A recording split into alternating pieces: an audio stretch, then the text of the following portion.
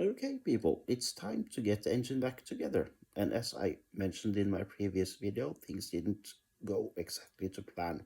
So check out my previous video if you want to get a picture of why that is. But I have tried to do the best out of what material I have of the assembly process. So yeah, should we get on with it? Okay, so it's a good idea to start with the water pump because now that the cylinder head is out of the way and the engine mount bracket, you're gonna have far more space and accessibility where the water pump is supposed to sit. Now, a good advice from me is to smear in the O-ring with a thin layer of liquid gasket. I can highly recommend Victor Reinsoll seal. Just a thin little layer because that will help the O-ring to sit in place on the water pump housing and not fall off when you're supposed to assemble it. It will make the process far more comfortable. Just a good advice from me. Now, here you can see the water pump in place. What you do, you start by entering the bolts just with your hands and make them finger tight. And I could not find the correct torque specifications for the water pump bolts on the Rover K series, but I did a search on what was sort of a normal torque specifications for water pump, and that was between 15 and 25 newton meters. So I torqued these one down to 25 newton meters, and that has worked absolutely wonderfully. I have no issues uh, afterwards at all. Okay, so now I have moved down to the bottom of the engine, and as you can see here, I have mounted a new oil rail, lower oil rail, and the reason why I have mounted a new one instead of reusing the old one is I have bought a set of revised high tensile cylinder head bolts that clamps the cylinder head more firmly down to the engine block. And the cylinder head bolts on this K series get all the way through the engine and are threaded down to this oil rail. Sorry, my voice is a little bit bad because I have catched a cold, so excuse me. So they go through all the way to this oil rail.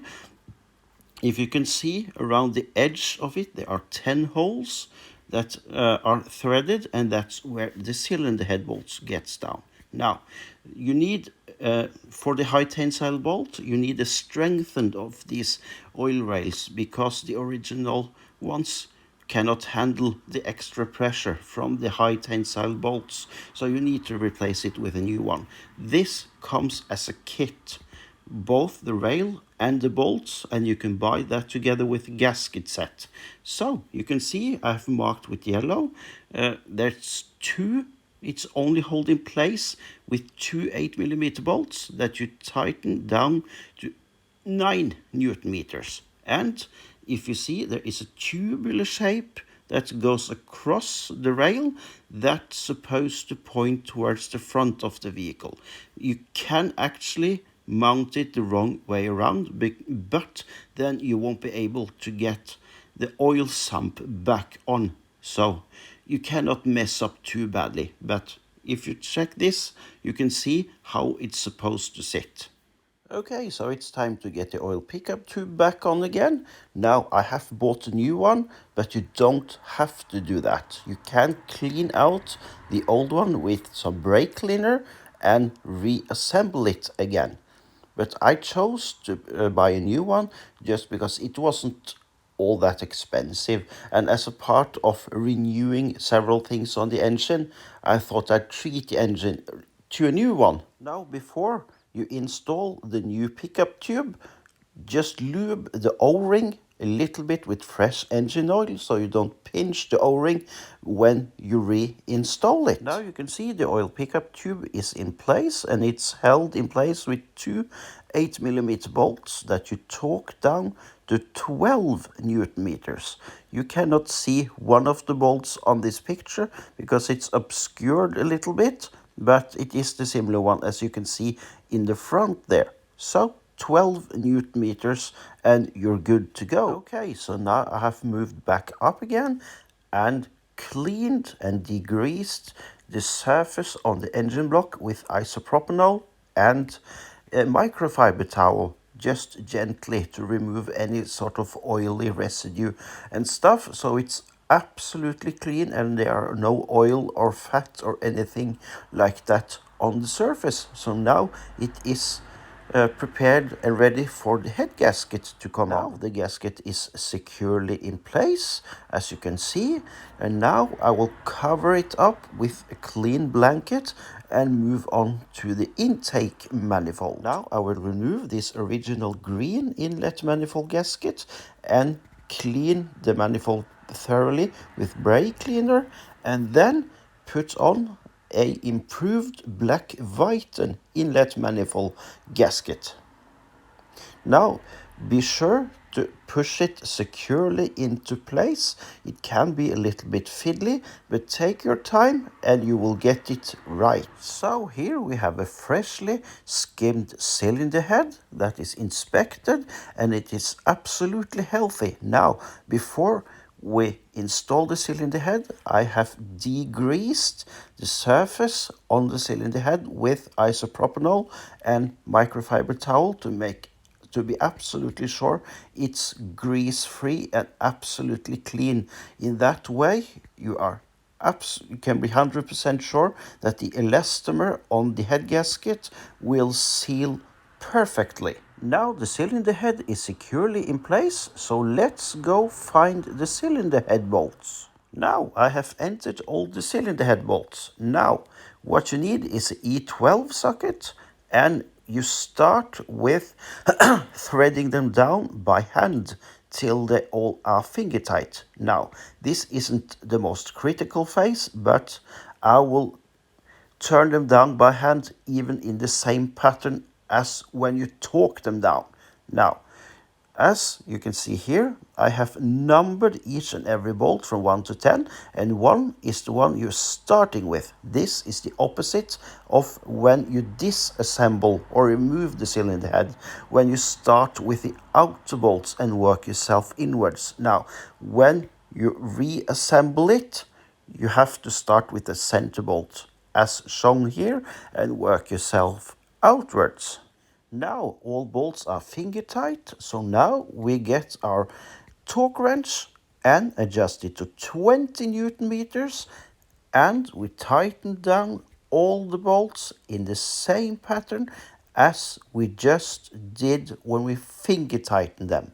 Okay, so now I've got out this nice white marker pen that I will use to mark each and every one of the cylinder head bolts. And the reason for that is, now that we have torqued down every one of them to 20 Newton meters, we are now moving over to turning them by degrees. So the thing is, in all of the repair manuals on this engine, it says that you are supposed to turn the head bolts around 180 degrees 2 times. I am not going to do that. What I will do is turning them all 90 degrees 4 times to make sure the spread of pressure or torque, if you want to, is as even as possible.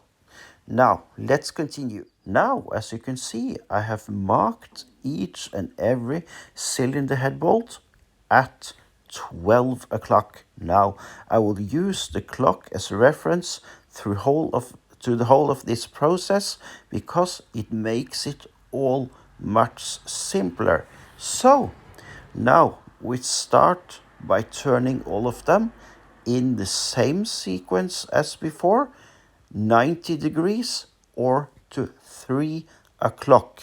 Now you'll have to excuse me, I forgot to record the first round of turning the head bolts, but now remember, allow the engine to have about a half an hour's break between each time you turn all of the head bolts. Now, as you can see, we are now done with round number 2, and all bolts are now sitting with the mark at 6 o'clock. So now let's take a half an hour break before we continue with the next round. Okay, so now round number 3 is done, and you can see all of the markings are pointing against 9 o'clock. So now we can allow ourselves another half an hour break before we get to the last round. Now you can see every single bolt is now back at 12 o'clock, and we are done. So now we can move on to installing the hydraulic tappets.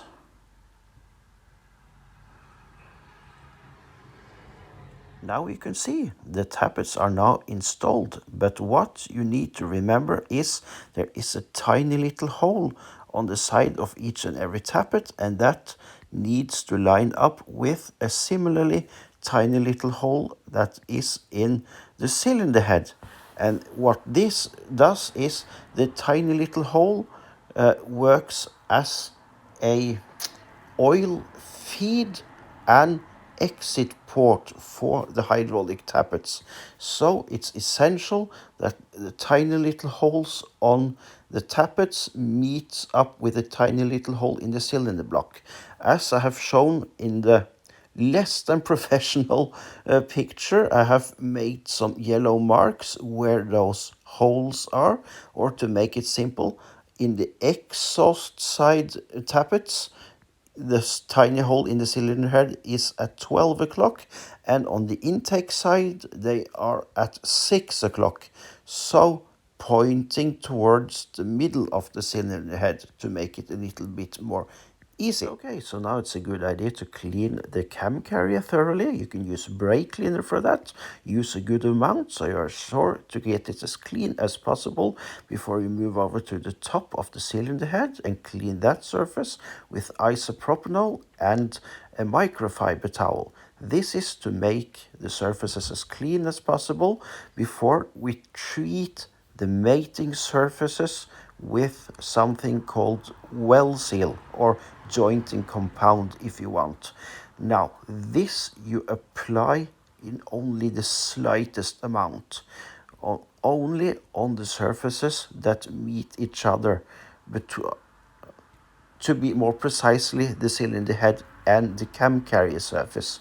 Now you're only supposed to use the slightest possible amount, and then you can use a scrape afterwards to remove any residue, and just make sure none of it goes down where oil, engine oil, is supposed to move around, because you can create blockages with it. So it's only to cover up pores or inconsistencies in the material surfaces.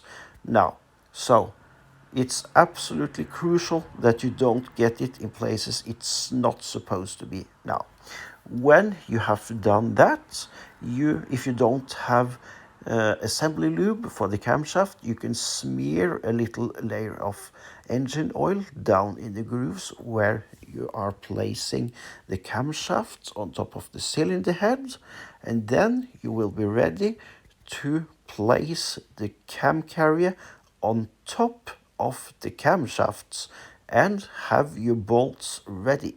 Okay, so the camshafts are now installed with new seals, and the cam carrier is now refitted with all 26 bolts torqued down to 10 Newton meters in the correct order. That I will show you now in a little moment.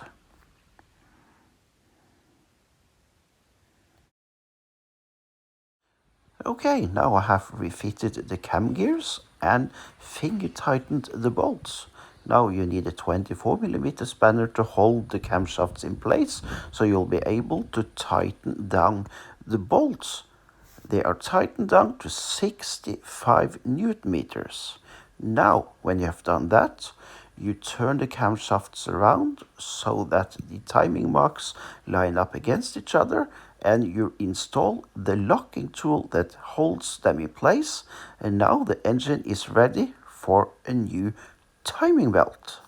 Okay, so now I'm going to clean the mating surface on the engine block with isopropanol and microfiber cloth to make it absolutely clean, and then I will thoroughly clean the oil sump with brake cleaner so it's absolutely spotless. And when it's dry, I will give the edge a thin layer of Reinso seal before refitting. The sump is now refitted and it's held in place mainly by 8mm bolts. A few of them are longer than the others.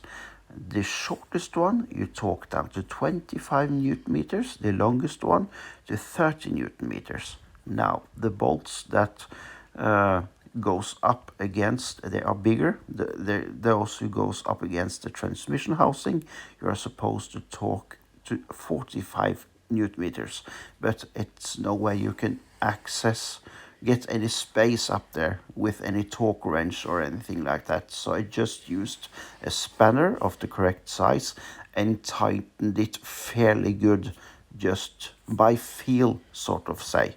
And you should be more than safe enough with doing that. Okay, so this is the point when I'm starting to lack quite a bit of material, because I did not record putting back on a new timing belt because it's simply too fiddly to try to record something without any sort of device that holds your camera while you do the job, if you understand me. So, but basically the engine is now perfectly timed, but do a double check to see if the timing marks are aligned correctly, just to make sure before you start to wiggle on a new timing belt. It can be a little bit fiddly, but it isn't hopeless. And the timing belt tensioner, also very fiddly to put in place. Not difficult, it's just a little bit tight. When the belt and water pumps in place, it's a little bit tight for space. But when you have adjusted the tensioner correctly, you tighten down the bolt, mounting bolt for the tensioner to 25 Newton meters. And again, I don't have any recorded material for this, so I will try to post some pictures of it so you can get a rough idea how it works. And also, I don't have recorded putting back on the tensioner for the power steering belt because I had to remove that to gain some access. You have seen me taking it off. It's the opposite of that. Also, that is held in place with the bolt tightened out to 25 Newton meters. So it is fairly easy. I recommend, if you haven't seen this series of videos from the beginning, I highly recommend that you do that so you can get a better understanding of what I'm talking about. So yeah, and also I have put a new after the timing belt and all of the covers are reinstalled. All the covers, the bolts and the timing covers are just held in with M or 8mm screws, bolts that are tightened down to 8 Newton meters because it's just to hold it in place. It doesn't need to be firm at all. And I have also bought a new crankshaft pulley for this engine because the old one was quite corroded and rusty and ugly to look at. So I bought a new pulley and a new bolt for that. We already have this locking tool that you can see in one of the videos when I take the engine apart. I still have that installed, of course. You should have that at all time until you are done with timing up the engine. And you will need to have the locking tool in place so that you can torque down the crank pulley bolt correctly.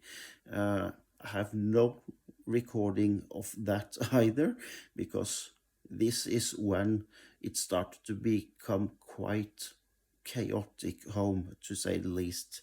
So, but the crank pulley bolt is torqued down to 205 Newton meters, just so you get that information. And now I will try to get some more recording, or at least some pictures down, to finish the whole thing off. So thank you for watching so far. I hope you can bear to stay tuned a little longer, and soon we will get there. Not so fast there, you silly bloke. Take a look at this. I had to take the timing cover off because I had a suspicion since I got the engine together that I might have put the timing wrong, because it has seemed to me to be quite a bit down on power. So I have now opened up everything to have a check, and I found that I had the timing one tooth out of place. So, but that can have quite a bit of impact of the car's performance.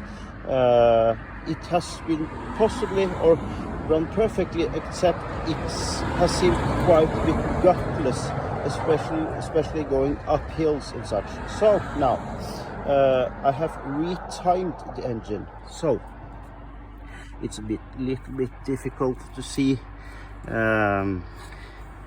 Yeah, you can see I have the locking tool in place here, the mark on the exhaust camshaft and intake lining directly against each other, so that's correct.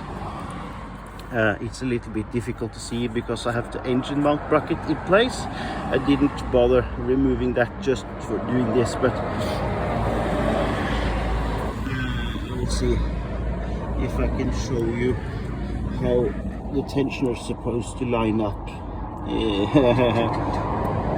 Now I'll just have to show you a picture of it.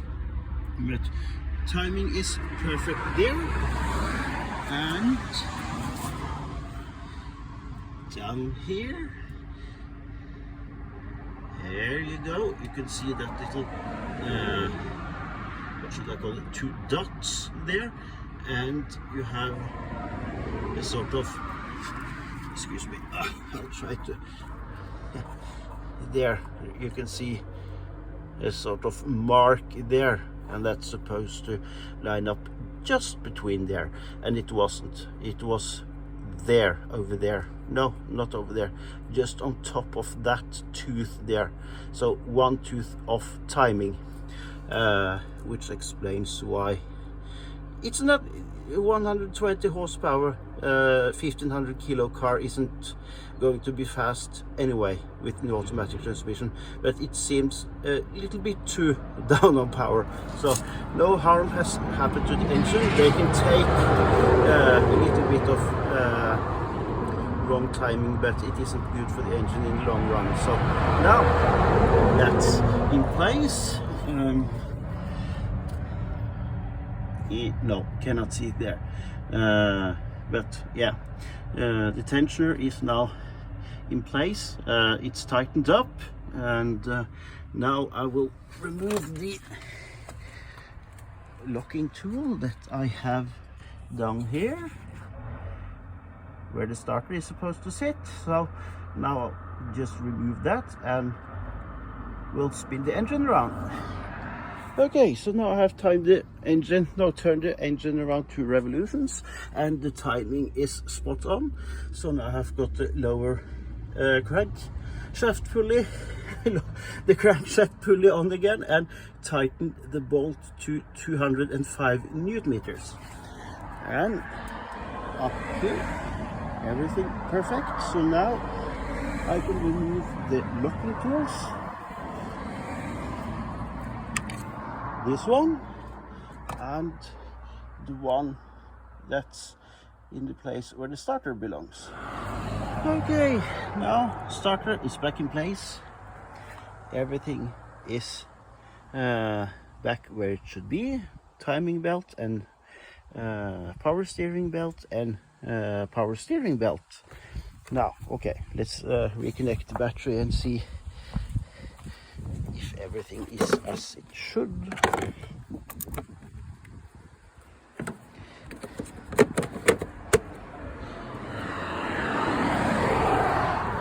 sure if it will see bang this time. That tool is magnificent.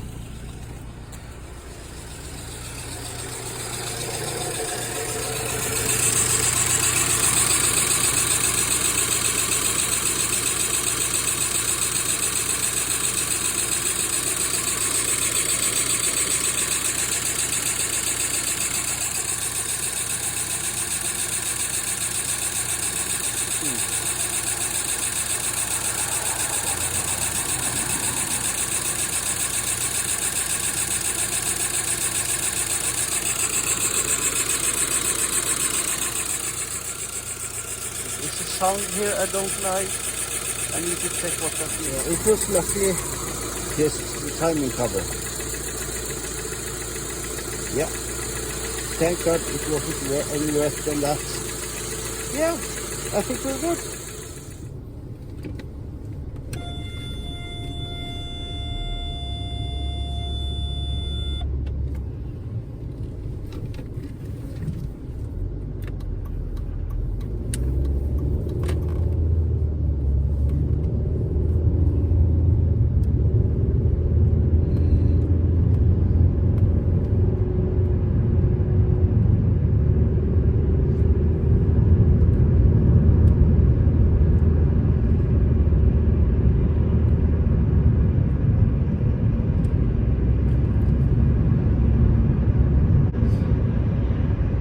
Hello and good morning. I had a little bit of test drive yesterday after I had reassembled the timing covers and all of that, and I can tell you instantly there is a huge difference in how the car drives and how it picks up speed. So it clearly has a great deal of effect, even when your timing belt is just one tooth out of place. It's quite clearly you lose quite a bit of compression, which is no wonder really. Only thing negative about it maybe is it doesn't seem to run as smooth at idle, but that probably has something to do with you lose compression when the timing belt is out, so it will automatically run a little bit smoother. But now it picks up speed much more smoothly, much more rapidly. So it's just like a completely different car to drive now, because I don't have to plan every time I'm closing up to a hill or something like that. It just takes them on the strike with no hesitation at all. No like uneven pulling, nothing like that. It's just so much better.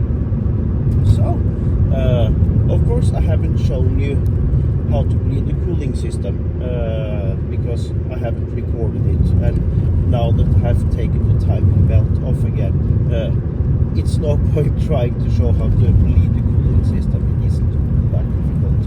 It takes a little bit of time on the 1.8K series to get all of the air out, but you get there eventually. Especially a little bit more difficult on this that has a engine preheater that's mounted together with the hose assembly for the heater matrix.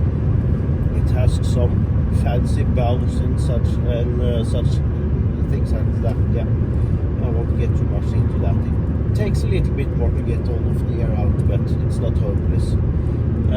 So yeah, I think we confirm this as a success. So thank you so much for watching. See you in another video.